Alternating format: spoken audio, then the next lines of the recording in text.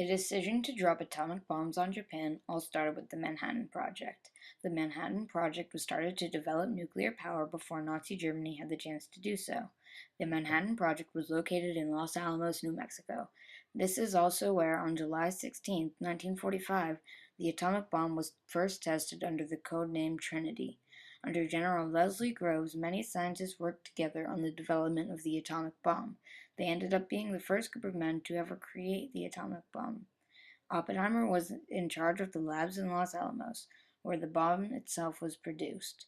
Conflict between Oppenheimer and a scientist who was working under him at the time, Edward Teller, was shown in their ideas of who should lead the Los Alamos laboratory. J. Robert Oppenheimer was the man who oversaw the Manhattan Project and the creation of the atomic bomb. Notice that Edward Teller is not in this picture. That is because Oppenheimer and Teller had very different ideas and could not work well together. The bomb was created, but would it be used? That was the question that could be answered by one man only, President Harry S. Truman. He was, as he put it, more disturbed by the atomic bomb than anyone. However, he found it necessary to drop the atomic bombs on Japan to end World War II. He did not think that Japan would surrender if the U.S. did not drop both atomic bombs on them.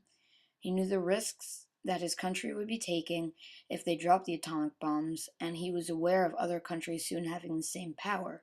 However, the pros outweighed the cons in his mind, and he decided that dropping the bombs was the correct way to end World War II.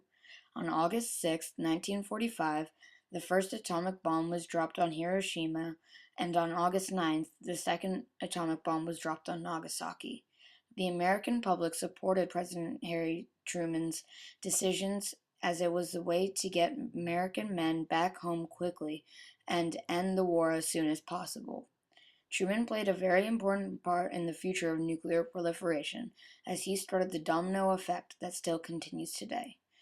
Truman's decision directly impacted his own country because of a man named Joseph Stalin. When Stalin heard the news of the United States dropping the atomic bombs on Japan, he was shaken up. He believed that the next move of the United States would be to drop the atomic bombs on the Soviet Union to prevent the spread of communism. On the matter, he stated that Hiroshima has shaken the whole world, and the balance has been destroyed.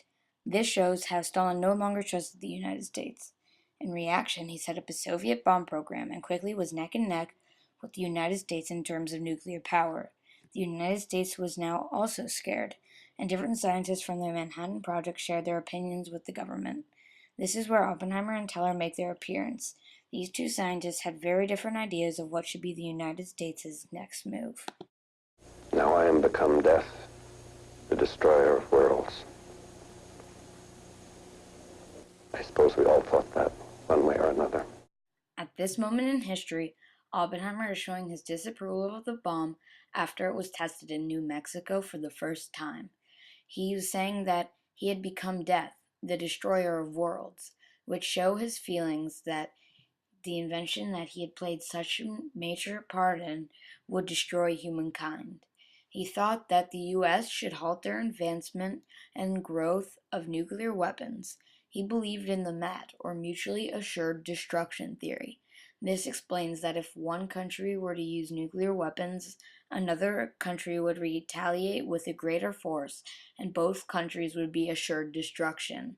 The United States went with his ideas at first, but after the Lilienthal report was taken the wrong way by Stalin, the government lost faith with Oppenheimer and looked to Teller.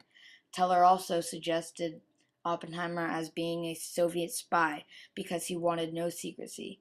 This was just so that other countries would not be scared of the work that the United States was doing, so they would not be attacked. However, Teller believed that he wanted to give all of the information to the Soviets through his no secrecy policy. Oppenheimer was stripped of his titles, accused of being a communist, and accused of being a Soviet spy by the country he had worked to protect. The American public wanted out with Oppenheimer if there was any chance he was actually a Soviet spy. They did not want to take the chance of being bombed due to a traitor in their own system.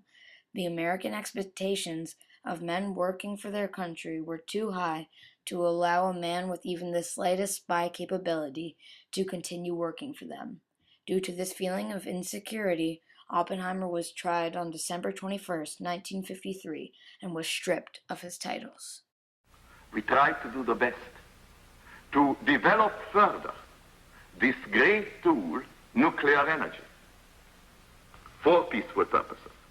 Edward Teller was the other scientist who greatly affected nuclear proliferation. He worked on the Manhattan Project under Oppenheimer and wanted Oppenheimer's place as leader. Oppenheimer and Teller had very different ideas, but the same goal: peace. Oppenheimer, as we know, wanted to share the technology with the rest of the world to prevent war.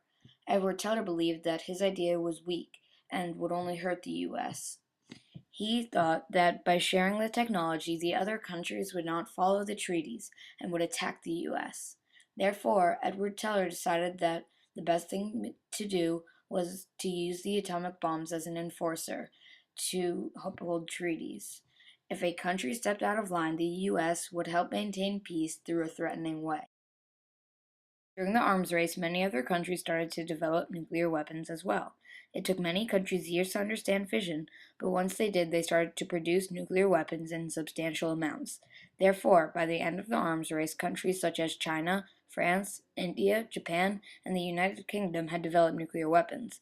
In 2007, the amount of active nuclear weapons showed that the US and Russia had more nuclear weapons alone than the rest of the world combined, showing the immense amount of nuclear weapons held by Russia and the US compared to the rest of the world.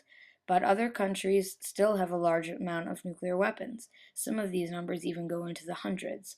There have been programs to control the countries and nuclear weapons, but there are still countries that pose a threat to the world. North Korea was testing nuclear weapons in a way that went against certain treaties, which posed a serious threat to the world. Countries like North Korea are a giant threat and cannot be controlled. That is why the world tries so hard to keep nuclear weapons out of the wrong hands.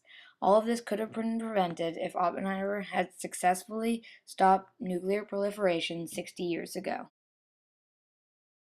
In an effort to reduce the amount of nuclear weapons and stay on the same level of nuclear power as Russia, the United States has signed a series of treaties with Russia and the rest of the world. These treaties are created to protect the world from nuclear wars. They were also created to disarm and reduce the amount of nuclear weapons every country controls. The treaties were developed to make up for the 60 years that were lost to nuclear proliferation. The most recent treaty that has been signed is the START Treaty. START stands for Strategic Arms Reduction Treaty. This treaty began enforcement starting January 26, 2011. The President of the United States of America, Barack Obama, and the President of the Russian Federation, Dmitry Medvedev, are signing the treaty between the United States of America and the Russian Federation on measures for the further reduction and limitation of strategic offensive arms and the protocol to it. President Obama and Russian President Dmitry Medvedev signed the START Treaty to reduce the number of strategic nuclear weapons each country has. The presidents met in Prague to discuss and sign the treaty. As you can see, it was very important and was shown all over. This is a direct result of the failure to contain proliferation 60 years ago. The U.S. and Russia have met many times to sign treaties that reduce the number of weapons, development of research of weapons, and means of transportation of nuclear weapons. The Manhattan Project had many repercussions, big and small. One of the more minor repercussions was that many scientists, including J. Robert Oppenheimer, lost their credibility or even their right to research. The government chose to listen to Edward Teller after Oppenheimer's methods failed to work. Then the USSR decided to create their own nuclear weapons. That set off a chain reaction, which caused a nuclear arms race on a global scale, sending the world into fear and confusion. Nuclear warheads were created by the hundreds by both the USSR and the US. The amount of weapons held by both the USSR and the US were incredibly high.